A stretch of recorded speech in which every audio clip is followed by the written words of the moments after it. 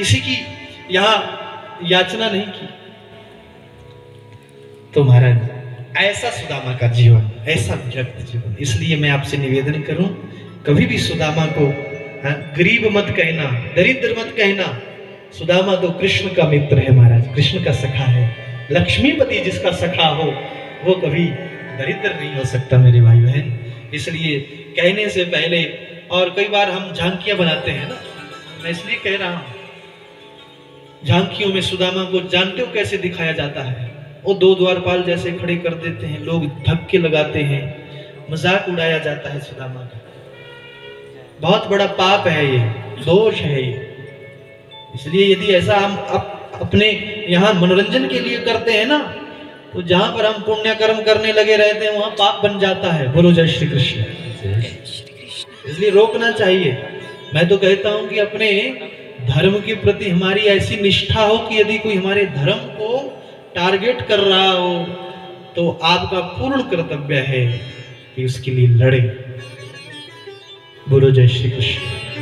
यही कारण है कि सनातन पर उंगलियां उठाई जाती हैं, क्योंकि हम स्वयं ही निकम्मे हो गए। हम स्वयं ही अपने मनोरंजन के लिए न जाने क्या क्या करते रहते हैं। चिंतन ही नहीं है, गहराई नहीं है चिंतन की। कभी एकांत में बैठ करके विचार ही नहीं है, विचार शून्य हो गया है आज का जीव।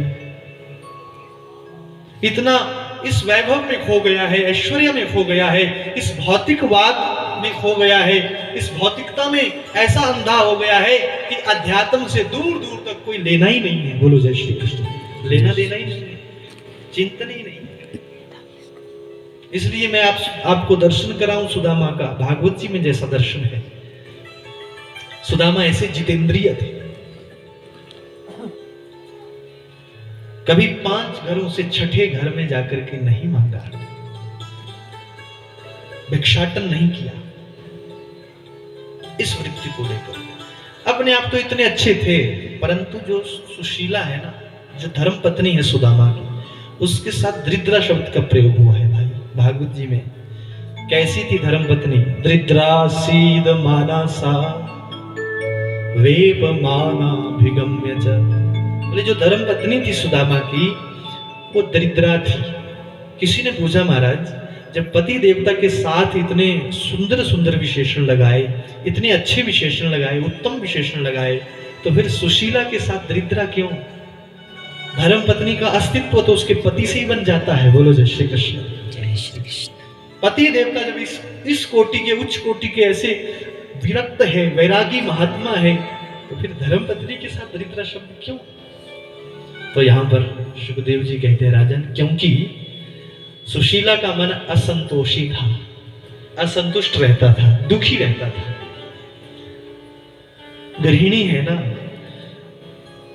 संत तो कहते हैं कि सुदामा के यहाँ 4 बालक थे।